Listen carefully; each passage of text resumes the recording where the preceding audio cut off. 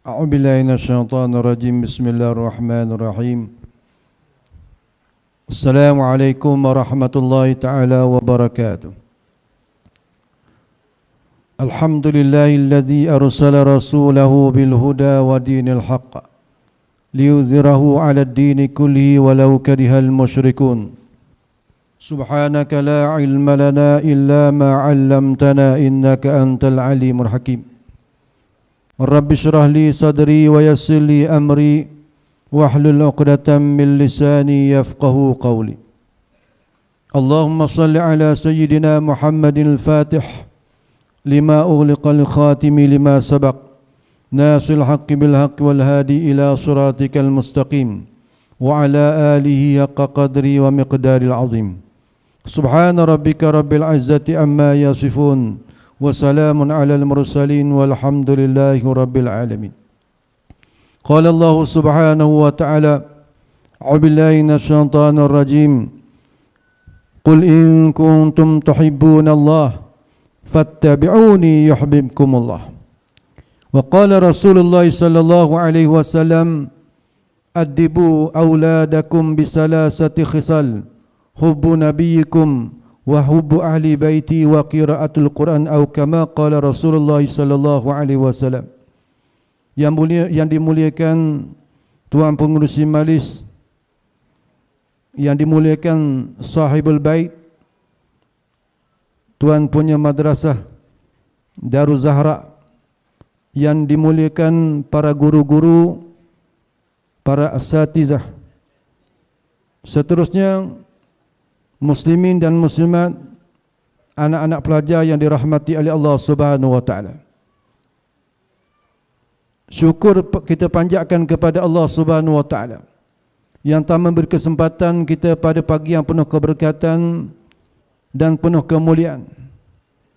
Pada pagi Isnin yang mulia ini, kita dapat berkumpul di suatu tempat yang dinyatakan oleh baginda Rasulullah sallallahu alaihi wasallam sebagai suatu taman daripada taman-taman syurga. Iaitulah di mana tempat disebutkan akan nama-nama Allah Subhanahu wa taala. Satu perhimpunan, satu majlis yang diadakan semata-mata untuk menyebut akan nama Allah Subhanahu wa taala.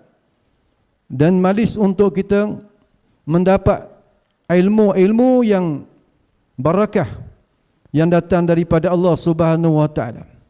Dan majlis untuk kita membicarakan tentang kekasih agung baginda Rasulullah sallallahu alaihi wasallam. Maka sebab itu Rasulullah sallallahu alaihi wasallam menyatakan, "Idza maratum bi riyadil jannah," apabila kamu lalu di kebun-kebun syurga, "farta'u fiha," maka hendaklah kamu berhenti di dalamnya. Lalu para sahabat radhiyallahu anhum bertanya kepada Rasulullah, "Wa ma hiya ya Rasulullah?" Apakah yang dimaksudkan riyadul jannah, taman-taman kebun-kebun syurga ini wahai Rasulullah?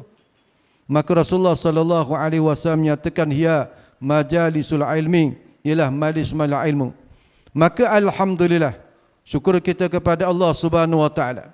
Pada pagi ini kita berada dalam satu majlis ilmu, suatu tempat yang mulia, satu tempat yang amat barakah.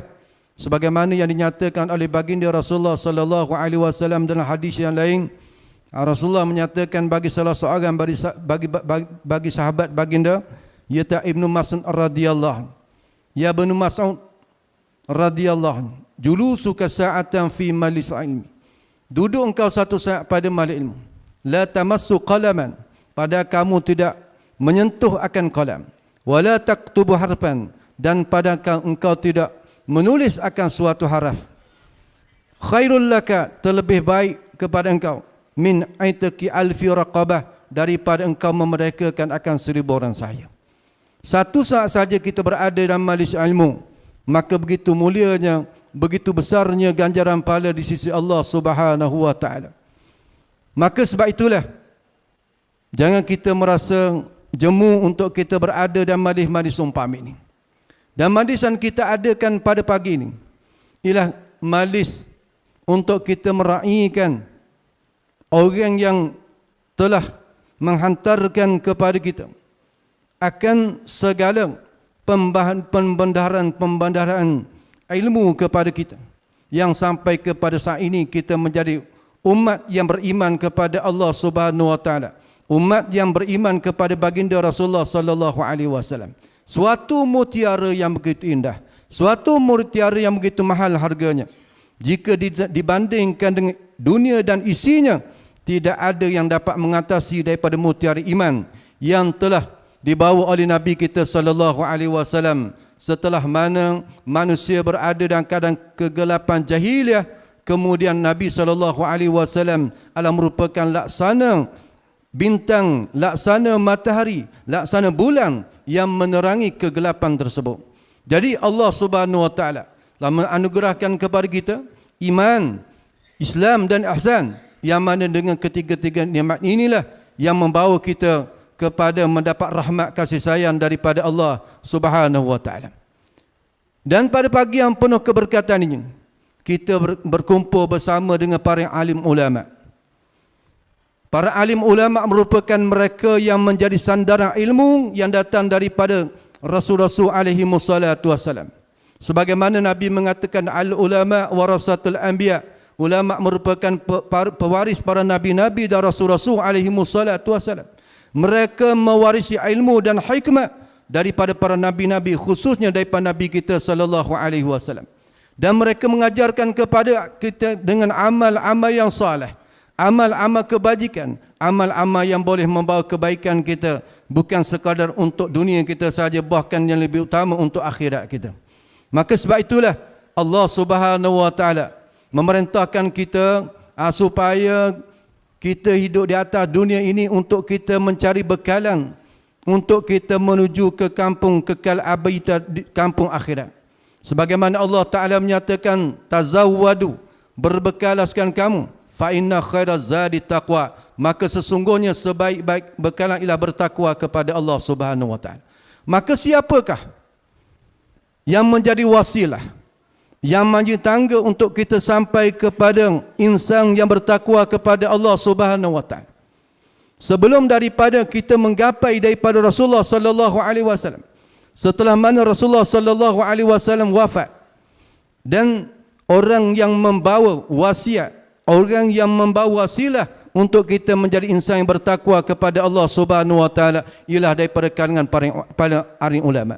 Sehingga Allah Taala menempatkan para alim ulama merupakan insan, merupakan orang yang paling bertakwa kepada Allah Subhanahu wa taala. Sebagaimana Allah Taala menyatakan, innama yakhshallaha min ibadil ulama, hanya sahaja yang paling takut akan Allah Subhanahu wa taala daripada kalangan hamba-Nya ialah daripada kalangan alim ulama, daripada kalangan guru, daripada kalangan masyayikh, daripada kalangan asatizah. Mereka inilah yang menunjuk jalan kita untuk mencapai takwa kita kepada Allah Subhanahu wa taala. Dan ini mari yang kita adakan pada hari ini merupakan satu wasail, merupakan satu wasilah untuk kita sampai kepada baginda Rasulullah sallallahu alaihi wasallam yang merupakan sayyidul muttaqin, penghulu bagi mereka yang bertakwa kepada Allah Subhanahu wa taala. Dan Rasulullah sallallahu alaihi wasallam juga merupakan sayyidus salihin, merupakan penghulu bagi segala mereka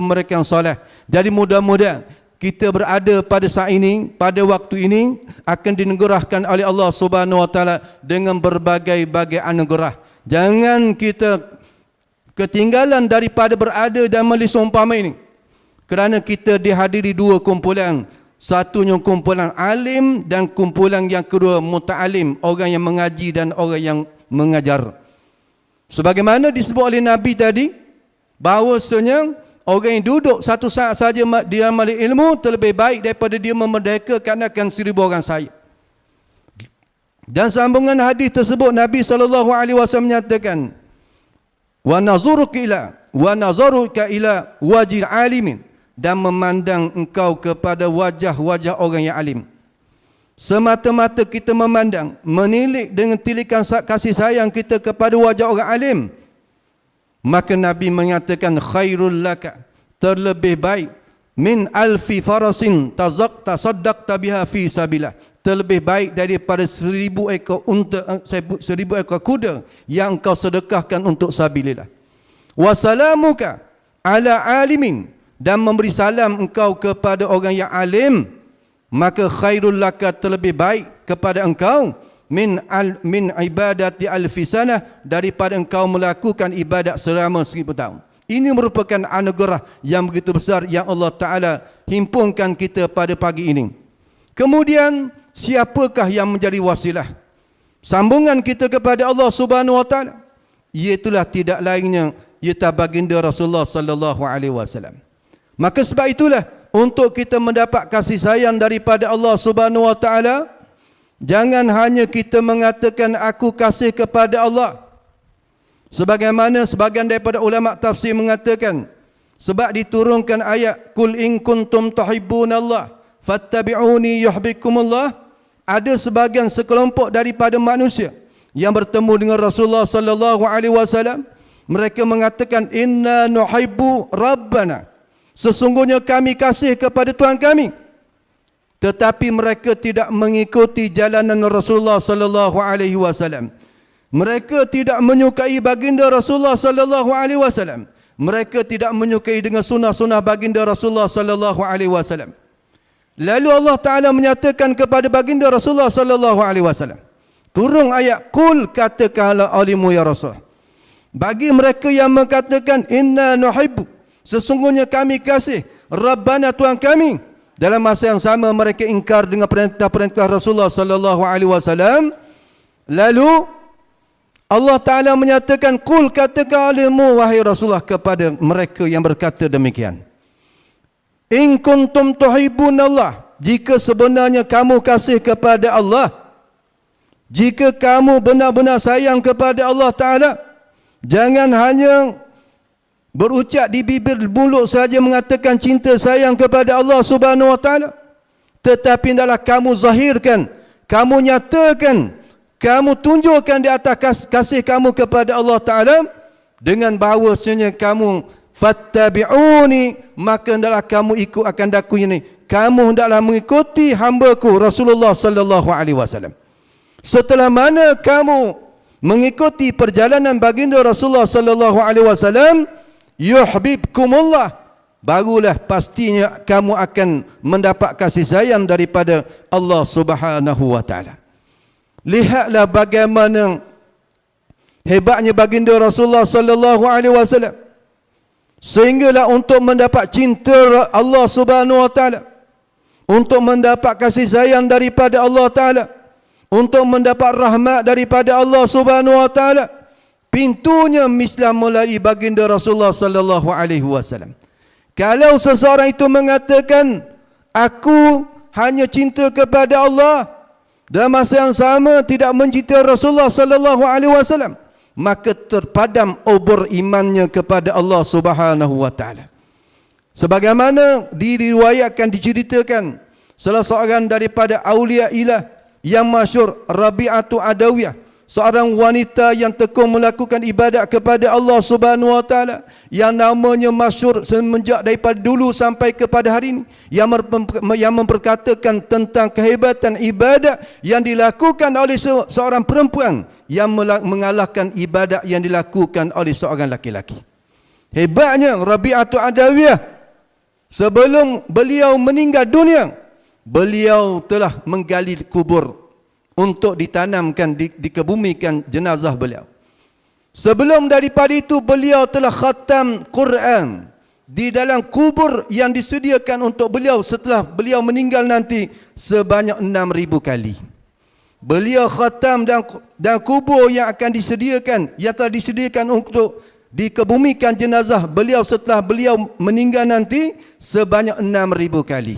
Begitu hebat amalan yang dilakukan oleh Rabi'atu Adawiyah. Tetapi setelah mana ditanya kepada beliau, bagaimanakah cinta kamu kepada Rasulullah sallallahu alaihi wasallam?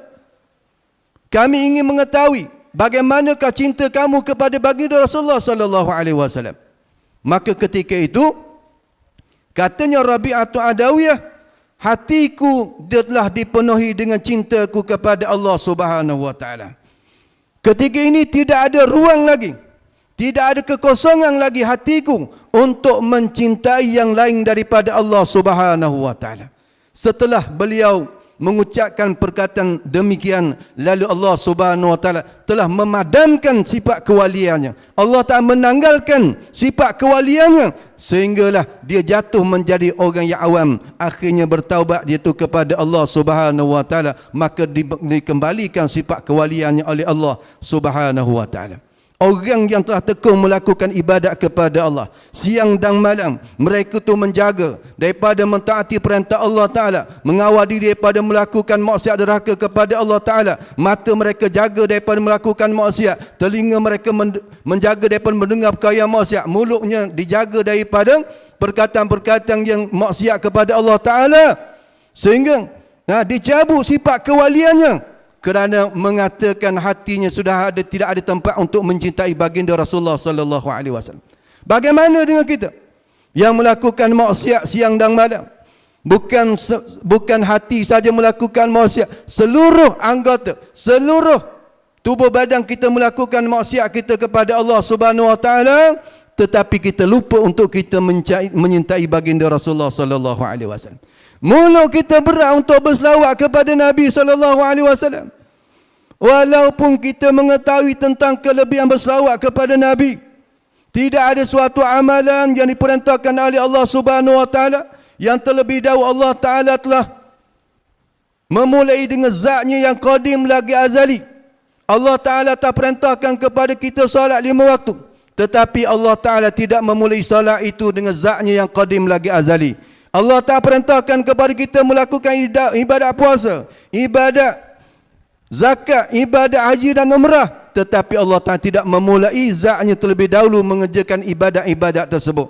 Tetapi ibadat salawat di atas Nabi sallallahu alaihi wasallam, sebelum daripada Allah Ta'ala memerintahkan kita untuk berselawat kepada Nabi sallallahu alaihi wasallam, Allah Ta'ala telah memulai zatnya untuk berselawat kepada baginda Rasulullah sallallahu alaihi wasallam, sebagaimana Allah Taala menyatakan, innallaha wa malaikatahu yusalluna 'alan nabi ya ayyuhalladzina amanu sallu alaihi wa sallimu taslima. Bahwasanya Allah dan para malaikatnya sentiasa berselawat di atas Nabi sallallahu alaihi wasallam. Allah sentiasa berselawat kepada Nabi. Allah sentiasa menyebut Nabi sallallahu alaihi wasallam. Bukan hanya pada hari-hari yang tertentu saja, bukan hanya pada bulan-bulan yang tertentu saja, bukan hanya pada saat-saat yang tertentu saja, tetapi sentiasa berselawat kepada Nabi sallallahu alaihi wasallam sepanjang zaman, dahulu, kini dan selamanya. Sentiasa Allah Taala berselawat kepada Nabi sallallahu alaihi wasallam, dan begitulah diikuti oleh para malaikat. Lalulah Allah Ta'ala memerintahkan kepada kita, ya ayyuhalladzina amanu sallu alaihi wa sallimu taslima. Wahai mereka beriman, hendaklah kamu mengucap selawat dan salam di atas Nabi sallallahu alaihi wasallam dengan sepenuh-penuhnya. Kita amat mengetahui tentang kelebihan berselawat kepada Nabi, tetapi berapa kalikah ucapan selawat kita kepada Nabi sehari semalam yang kita hantarkan kepada baginda Rasulullah sallallahu alaihi wasallam? Sedangkan ketika hayat baginda Rasulullah sallallahu alaihi wasallam, Rasulullah setiap malam berdoa untuk umatnya, kasih rindu kepada umatnya, sehingga Nabi menyatakan, tuba liman ra'ani wa amana bi. Sekali saja Nabi ulang, Nabi mengatakan, tuba, beruntunglah bagi mereka yang melihat akan daku dan beriman akan daku. Tetapi Nabi mengulang 7 kali, summa tuba, summa tuba, summa tuba, summa tuba, sebanyak 7 kali Nabi mengatakan, beruntung dan bertuahlah. Beruntung, beruntung, beruntung, beruntung, beruntung, beruntung. Bagi siapa? Liman lam yarani, bagi mereka yang tidak pernah melihat akan daku, tetapi wa amana bi, tetapi dia itu beriman dengan aku. Jadi mudah-mudahan kita yang berada dalam majlis, kita meraihkan hari kebesaran, hari yang agung, hari yang mulia, hari kelahiran Nabi kita sallallahu alaihi wasallam ini, kita banyakkan ucapan berselawat kepada baginda Rasulullah sallallahu alaihi wasallam untuk menunjukkan tanda cinta, kasih, ingatan kita yang tak putus-putus kepada baginda Rasulullah sallallahu alaihi wasallam. Kasih cinta Rasulullah sallallahu alaihi wasallam kepada kita tidak bertepi, tidak pernah berakhir, sehinggalah ketika mana Dibangkitkan Nabi SAW, orang yang pertama sekali dibangkit pada hari kiamat nanti, Nabi kita SAW.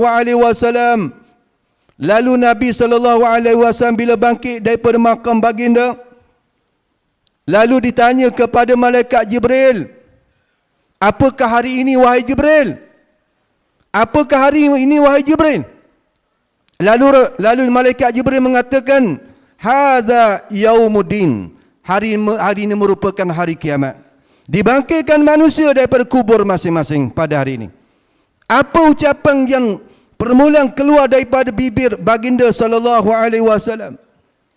Nabi tidak bertanya di mana isteriku. Nabi tidak bertanya di mana anak-anakku. Nabi tak bertanya di mana cucu-cucuku. Tetapi Nabi mengatakan, ummati, ummati. Di mana umatku? Di mana umatku? Ini menunjukkan Rasulullah sallallahu alaihi wasallam tidak putus-putus mengingati kita sebagai umatnya. Tetapi bagaimana kita sebagai umatnya tidak mampu untuk mengingati Rasulullah sallallahu alaihi wasallam dalam sepanjang kehidupan kita?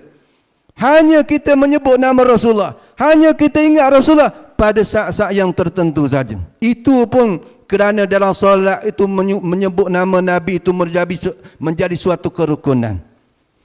Boleh jadi kalaulah tidak menyebut wa asyhadu anna Muhammadar Rasulullah dan tasyahud akhir, dan juga tidak dijadikan rukun selawat di atas Nabi dan tasyahud akhir, boleh jadi sebahagian besar kita lupa untuk kita berselawat ingat kepada Nabi SAW. Allah yang menjadi kekasih Nabi SAW, begitu mengasihi Nabi, maka kita hanya menuturkan saja kita kasih kepada Nabi, sayang kepada Nabi, rindu kepada Nabi. Tetapi bagaimana serahan jiwa kita benar-benar, adakah kita menyintai, mengasihi Nabi SAW? Jadi itulah sedikit daripada untaian nasihat kata-kata yang nasihat ini untuk al-faqih sedikit, yang banyak lalai, lupa kepada Nabi SAW. Ketika susah dan ketika senang, lupa kita kepada Nabi SAW. Nabi tidak pernah lupa kepada umatnya. Nabi terbukti kasih sayangnya kepada umat. Sehingga Nabi mengatakan, menjanjikan, man ahabbani, sesiapa yang ia kasih akan aku. Siapa juga daripada kalangan umatku yang kasih kepadaku, kana ma'i fil jannah, adalah dia tu serta dengan aku dalam syurga. Tengok, Allah Ta'ala beri syafaat untuk Nabi SAW, mensyafaatkan kepada umatnya, menarik tiap-tiap tangan umatnya, sehingga mereka yang telah dimasukkan ke neraka sekalipun, yang masih lagi ada iman dalam hatinya, ditarik oleh Nabi SAW. Sehinggalah ditanya kepada Nabi, Allah Ta'ala tanya kepada Nabi SAW, adakah engkau telah puas hati wahai Muhammad? Adakah engkau telah puas hati wahai Muhammad? Lalu ketika itu Nabi SAW mengatakan, ya, aku telah puas hati. Aku telah membantu sekalian daripada umatku.